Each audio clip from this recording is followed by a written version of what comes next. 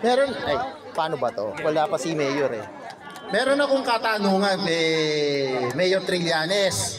Ang District 1 ng North ng Caloocan ay mayroong population na 900,000.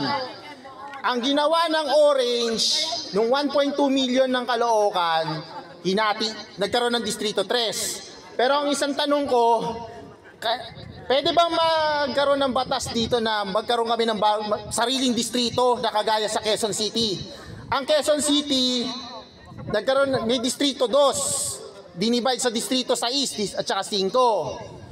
Kaya kung sinasuggestyon na magkaroon ng sariling kongreso ang area na to, para yung congressman namin magkaroon ng malapitan namin yung aming congressman.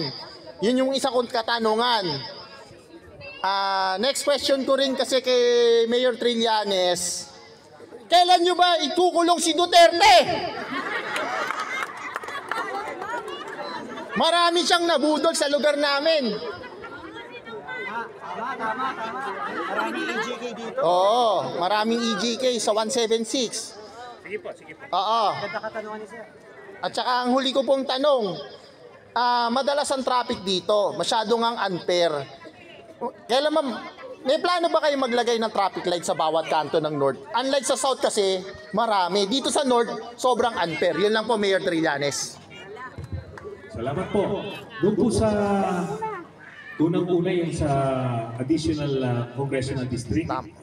Kuwan po yan. Isa po yan sa magiging prioridad ni Congressman Ray Malonzo na kandidato natin. Kasi hanggang South Caloocan ng District 1 eh. Kasi ayaw hatiin ng mga orange ito kasi para masolo nila, no?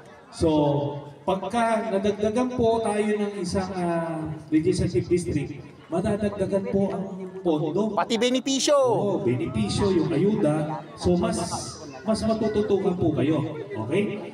Ngayon po, meron din tayong pagkakataon, madagdagan ng congressman kung pipiliin natin yung ating party list, ito Magdalo party list. Gusto natin ito maging tahanan ng Magdalo party list. So, para dagdag na, na naman yan, dagdag na pondo para sa ating lungsod. So, isa po mga prioridad yan ng Team Trillanes through Congressman Ray Malonzo kung siya po ang pipiliin. Kasi kung yung orange ang pipiliin ninyo, hindi po mangyayari yan. Kasi gusto nila ito, parang kanilang mga yung kingdom nila, no? Yung kaharian nila to, ayaw nilang liliit. Diba? So yan. Yung pangalawang tanong, darating po tayo dyan. Okay, darating tayo dyan. Marami pong pinatay dito sa Caloocan, ha? Marami po. Oo. Kaya yung sa atin, alam niyo yung illegal na droga, talagang mabigat yan. Salot sa lipunan yan. Pero ang Team Trillanes, buti ko na remind nyo, magtatayo tayo ng rehabilitation center. Diba? Para matanggal sa sistema, matanggal sa sistema nung pamilya natin, kamag-anak natin, para hindi nabibigatan, no? Nabibigatan yung mga magulang, yung mga lola, at minsan sila na yung ninanakawan ng kanilang kamag-anak para sa ganun. Tapos, siyempre, hahabulin natin yung mga nagbebenta. Pagka wala akong nagbebenta, wala mabibilihan. So, ganun po, komprehensibo, pero hindi natin papatayin. Di ba? Hindi natin papatayin at bibigyan natin silang pagkakataon magbagong buhay. Yan. So, yun pa pala, yung ospital. So, ayusin natin kasi ang ginawa ko ng mga orange, patayo ng kay mamahal na mga building, wala akong laman. Di ba? Tapos kung kayo may kamag-anak kayong may sakit, pumupunta pa ng Quezon City o Manila para lang magpagamot. So dito, natin gamot, mga espesyalista at gamit. Ang dyan, maglalagay rin tayo dialysis center dito po sa North Caloocan, pati South Caloocan. Lahat po yan nakwenta na namin, kayang-kaya po yan. Kayang-kayang gawin. No? Huwag ibubulsa lang yung pera. Okay? Tapos yung last question niyo po. Yung issue ng traffic. Yung issue ng traffic, ganito ho, no? Kami ho kasi, laking, 169. Kaya daman-daman namin dyan, yung pag dinadaanan nyo yung Chopilo Sanso Road o kay General Luis, talagang grabing lubak-lubak. So una natin titignan yung pag-aaralan natin maayos. Yung kailangan i-road widening, i-road widening. Pero pag nakita mo, dito ho, yung intersection, doon may lubak. Natural pagka dadaan, di mag-slow down, lalo nang bumabaga, lalo nang nagkakabuhol-buhol. Tapos, yung mga traffic enforcer pa, nangungoto, no? Nangungoto. So, yung mga kailangan lagyan ng traffic light, lalagyan. No? Gagawin natin scientific yung ating traffic management dito. So maraming maraming basic na problema, pero dahil ang pinag-iisipan pero yung pagkakakitaan, kaya hindi sinusolusyonan. Okay po? So, yun po ang ating...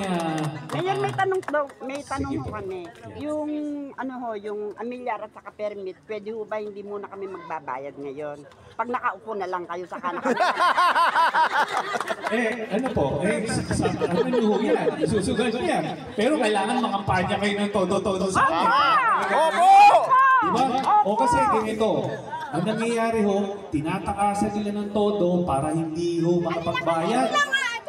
Pag hindi makapagbayad ng amilyar, biglang ibibidi. Mawawalan ka na ng tahanan. Ganun ho ang masaklap na pinagdadaanan ng mga So, alam po natin ng mga ganyang mga racket at talagang susumpuhin po natin. Pero yun po, kailangan namin yung inyong tulong. Ha? Pamalitan nyo na po sa inyong kaanak, kapitbahay, kaibigan. Di ho ba? Ma'am, pwede po? O, baka gusto niyo pang subukan ulit yung orange, ma'am. Huwag naman. Ha? Huwag na. Ma'am, huwag na natin. Tapos na tayo sa orange. Ibakunan natin sa limot yun. Ha? Okay. Team Trillanes na po tayo? Opo! Okay. Maraming salamat po sa inyo. May follow-up lang po ako, Mayor. Mayor, etong mga Duterte trolls at saka yung mga loyalist po nila, sinisiraan po kayo sa Facebook, sa YouTube at TikTok. Paano nyo po sila malalabanan plus yung mga orange na mga supporters nito? Hindi, ganito po yan. Ako narinig nyo ako diretso. Di ba? Yun po, ang solusyon po dyan, itong ginagawa namin, ugnayan na diretso. Kayo ho, nakikilapis nyo yung taong kaharap ninyo. Di ba? Marunong tayo makilatis. Tsaka tignan niyo yung aking track record. Kung ako po ay corrupt na tao, masamang tao, dapat nakasuhan na ako ng korupsyon. May Photoshop nga po kayo na may ihi daw kayo sa ganito pantalon. Kaya nga. So, gano'n na lang. Gano'n na lang po yung kanilang mga diskarte. Kasi walang issue malalim-lalim Di ba? Pero, alam na mga taga-Caloocan yan. Okay po, at nasa sa inyo na ho yan, kayo na magpatotoo. Narinig niyo yung plano natin para baguhin ang ating lungsod. So, nasa kamay ninyo po ang landas ng Caloocan. Mabuhay po kayo na. Mabuhay po kayo, Mayor!